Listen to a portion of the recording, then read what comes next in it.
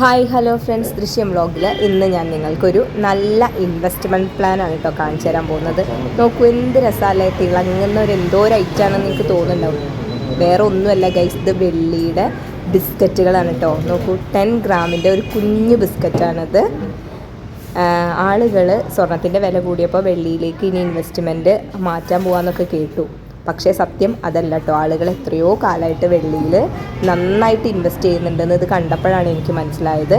ഈ ഷോപ്പിൽ വെള്ളിയുടെ ബിസ്ക്കറ്റുകൾക്ക് ധാരാളം ഓർഡർ വരുന്നുണ്ട്. അങ്ങനെ വന്നിട്ടുള്ള ഓർഡറുകളും ആളുകൾ പർച്ചേസ് ചെയ്യുന്ന വെള്ളി ബിസ്ക്കറ്റുകളൊക്കെ കണ്ടപ്പോൾ എനിക്കും തോന്നിയ ഒരു വീഡിയോ എടുക്കാമെന്ന്.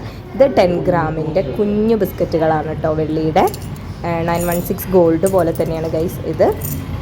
പിന്നെ കണ്ടോ, നിറയെ വെള്ളിയുടെ കുഞ്ഞു കുഞ്ഞ് ബിസ്ക്കറ്റുകൾ. ഇത് 10 ഗ്രാംസിൻ്റെയും അതുപോലെ തന്നെ 50 ഗ്രാംസ്, 100 ഗ്രാംസ്, 250 ഗ്രാംസ് എന്നൊക്കെ പറഞ്ഞിട്ട് ഡിഫറെൻറ്റ് ടൈപ്പിലുള്ള അവൈലബിൾ ആണെന്നാണ് അവർ പറഞ്ഞത്.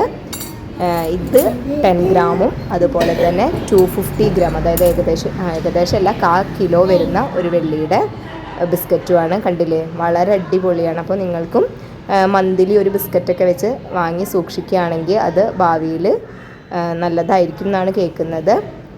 ഈ 250 ഗ്രാമിൻ്റെ വെള്ളിയുടെ ബിസ്ക്കറ്റ് ഉണ്ടല്ലോ, അത് വാങ്ങിക്കുന്ന ആൾ 80 രൂപ ഗ്രാമിനുള്ളപ്പോഴാണ് അത്ര വാങ്ങിയത്. ഇപ്പോൾ ഏകദേശം 435 വരെ ആയിട്ടുണ്ടെന്നാണ് പറയുന്നത്.